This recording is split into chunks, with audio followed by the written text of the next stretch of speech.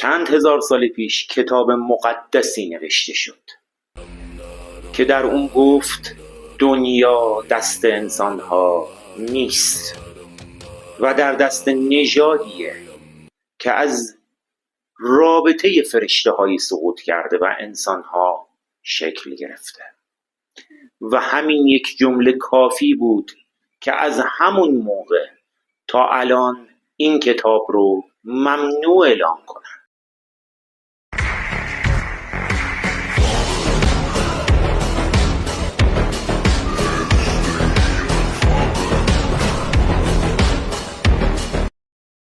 ایناک اولین کتابیه که گفت کاکابیل، آراماس و سمیازه، سه فرشته توطئه‌گر بدون اذن خدا به زمین ورود کردند و به انسانها جادو، رمل و سحر و تسخیر یاد دادند و بعد از اینکه اینها رو یاد دادند تازه به این نتیجه رسیدن که باید نسلی رو بسازند که انسانها رو کنترل کنه، انسانهایی رو که اشرف مخلوقات نام برده بودن.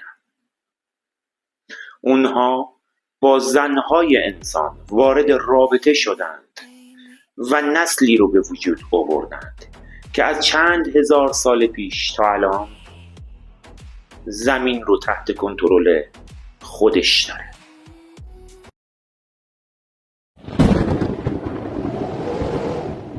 ممنوعیت این کتاب به دو دلیله. یک، اینکه اول از جادو نام برده شده و ادیان و قدرت ها از چیزی که نتونن کنترل کنن میترسن. دو، از رازی گفته شده که اونها سال هاست میخوان پنهونش کنن. توی این کتاب گفته نسلی که اونها به وجود آوردن انقدر قوی بودن، انقدر جادو، سحر و تسخیر بلد بودن و از لحاظ بدنی انقدر زور زیادی داشتند که هیچ انسانی نمیتونست باهاشون مقابله کنه. این نسل تا الان در خفا و تاریکی انسانها رو تحت کنترل خودش داره.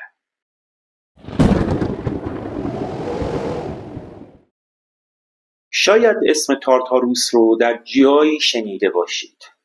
خدا وقتی از نقشه شوم این فرشته ها آگاه شد، ایناک میگه که اونها رو در چاه عمیقی زندانی کرد که اسمش تارتاروس بود. تارتاروس همون اسمیه که یونانی ها بعدها ازش استفاده کردند تا بگن خدایان باستانی خودشون در اونجا زندانی شدن. پس اینجا میفهمیم که این کتاب از تاریخ اساطیری هم قوی تر و مستند تره.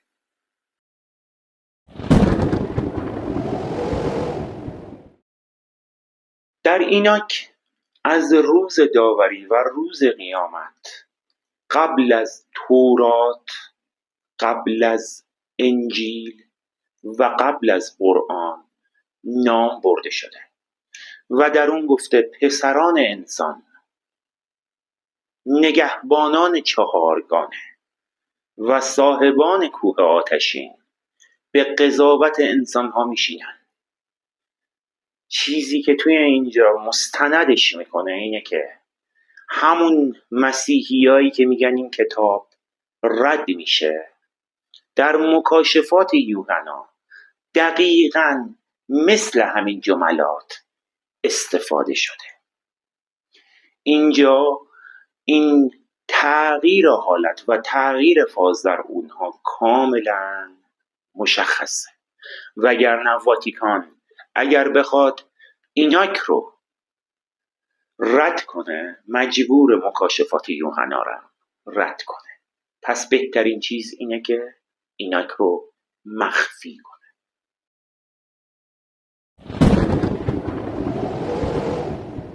در شورای نیقیه 318 اسقف و کشیش که از بزرگان مسیحیت بودن رأی دادن که در تمام کتاب‌های مقدس و کتاب‌های درسی مسیحیت اسمی از ایناک برده نشه.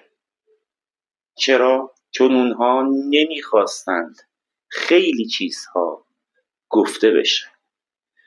در حبشه‌ای که قبل از اسلام هم، قبل از پیامبر اسلام هم مسیحی بودن، یک کشوری که حتی پادشاهش هم مسیحی بود، میگفتن این کتاب از آسمون افتاده و خطرناکه که دست انسان‌ها باشه.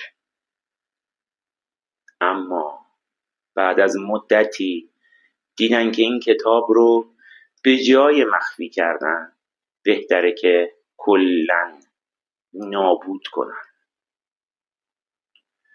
ما موارد تاریخی زیادی از این قبیل میبینیم. مثلا در قرون وسطی زمانی که با جادوگران مقابله میکردن و تمام جادوگران انگلیس و اروپا رو سلاخی کردند، دقیقاً همون موقع یکی از مستنداتشون برای محاکمه داشتن کتاب ایناک بود. چون میگفتن در ایناک، کتابی که تازه به ادریس نبی، یک پیامبر، وصل میشه،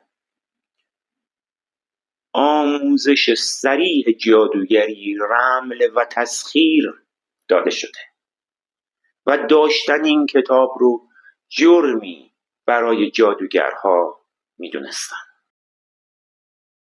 خب شما دوستان اگه میخواید راجع به سقوط فرشته ها و جزئیاتش و اینکه چی شد که این فرشته ها تصمیم گرفتند هم خدا رو بپیچونن هم شیطان رو، چون میدونید وقتی تسخیر رو آموزش میدن یعنی میخوان اجنه رو تحت کنترل خودشون داشته باشن، یعنی یه جورهایی هم نسل آتیش هم نسل خاک تحت کنترل فرزندان این فرشته ها باشه. چی شد که این فرشته ها به این نتیجه رسیدند و چه کارهایی کردند؟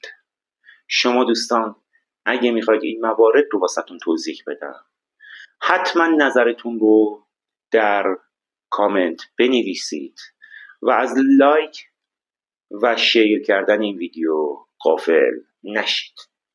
ازتون ممنونم که تا اینجای ویدیو با من همراه بودید و شما رو به خدای بزرگ میسپارم.